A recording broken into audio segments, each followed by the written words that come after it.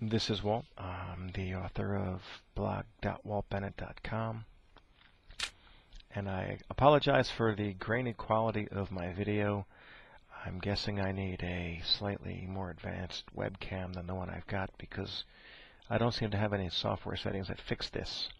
So please bear with me for the sake of this particular wrap, and I'll do my best to upgrade my equipment going forward so that you can see me in all my brutish glory instead of in my grainy brutish glory with the sagging eyes and the gray everywhere you look. I'm only 49. I feel young. Way too much. Wish my cheeks weren't so puffy, right? Who doesn't? Alright, well, the reason I'm here, the reason I'm staring into this camera is because I really do feel strongly about this issue of what I have dubbed Gatesgate. And I know that, I just feel strongly that those involved, at the core level, the mayor of Cambridge, the governor of Massachusetts, the principals involved, Gates and Crowley.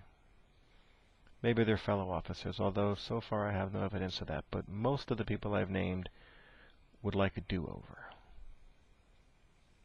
And my attitude all along has been that anybody who goes to any sort of extreme here is probably way off the mark. There was one extreme act in all of this, and that was when Professor Gates went off on this officer who had the temerity to ask him to step outside and ask him to prove who he was, while this officer was responding to the report of a break-in by not one but two men. And while this officer was there alone, he was a first responder. And we should all pause right there and just slow that whole scene down. Now, I understand that Professor Gates had just come home from a long trip. I understand that he'd been left there by his driver, who was also a black man, and I understand that the two of them had worked together to force open that front door before the man left. I understand all of that. I understand that Professor Gates was standing in his living room, perhaps some front room of the house, either calling or preparing to call the maintenance people to tell him about the bad door. I understand that Sergeant Crowley came upon the scene. I have no idea what his demeanor was. I would hope it was calm. We'll find that out in due course. Let's keep that in mind. We will find out all these things. And that Sergeant Crowley apparently asked Professor Gates to step outside, whereupon Professor Gates said, "No, I won't." And right then and there, the man was no longer complying with police. At the minimum, you would expect a learned man to understand that this is probably an investigation of a reported break-in. Now, perhaps Professor Gates resented being the subject of that report. Perhaps he believed his neighbors should have recognized him and realized this was not a break-in. However, by Professor Gates' own words, he was grateful for the vigilance of his neighbors. And so you really can't claim that was his mindset when the officer came in, if you're going to believe what he said later. The officer asked, evidently, Professor Gates expressed that he lived there, that he was the resident. Officer Gates asked for proof of that. Excuse me, I said Gates, I meant Crowley. And I said officer when I meant sergeant. But I want to go back over that. Sergeant Gates asked him to prove who he was. He was reporting a break-in. He was responding to a report of a break-in, and he needed to wrap this case up. Well, the quickest way to wrap this case up is for the person who says he's the resident to produce ID that shows that. Handed him a Harvard ID, didn't have the address. Now, granted, we're leaning more and more in the direction that this is probably a guy who is who he says he is. Granted. I absolutely grant that. And by the way, so does Sergeant Crowley, who I listened to the interview he gave on Sports Radio, WEEI, and you can too. Click on Gatesgate at blog.waltbennett.com, and somewhere down there, I believe in the Acting Stupidly post, you'll find the audio from the Crowley interview, and it's worth listening to. It's worth listening to. It doesn't sound like he's lying. I don't think he has much reason to lie. There were other witnesses involved anyway, and why would he want to go down that path? Perceptions, of course, matter, and certainly he had his, and Professor Gates had his. But listen to the interview, and at least you'll understand what Sergeant Crowley believes was the way things went down.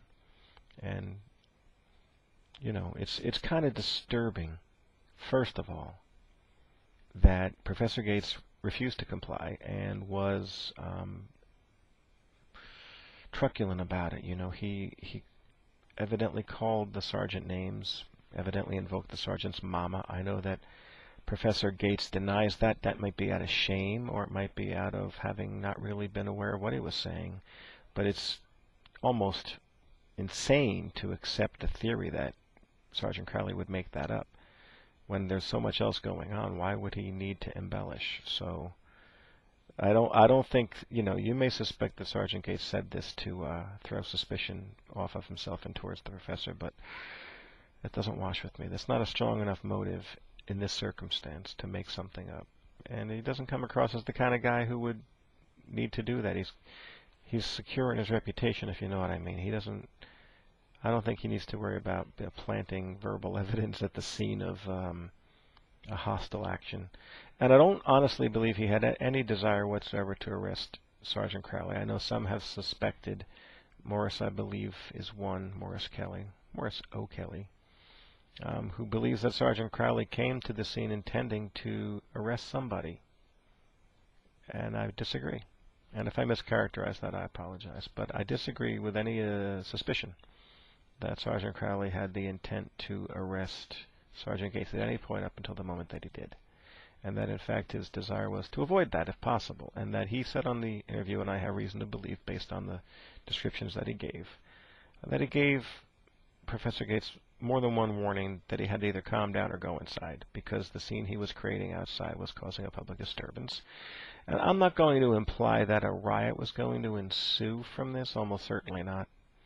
But suppose what could have happened, that a crowd gathered around and started harassing the police for harassing this professor.